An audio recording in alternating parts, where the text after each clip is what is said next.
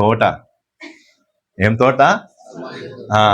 పాలకూర కాదు, తోటకూర కాదు. ఏం కావాలి?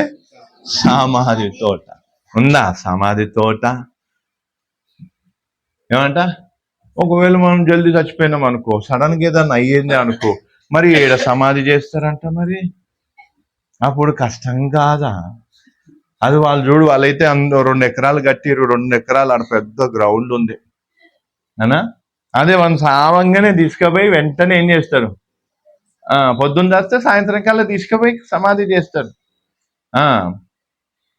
తవ్వుడు ఖర్చు వాళ్ళదే, పెట్టె కూడా వాళ్ళదే, పూలు చల్లి, ఒకవేళ పూలు చల్లేది ఉంటే పూల ఖర్చు కూడా ఎవరిది?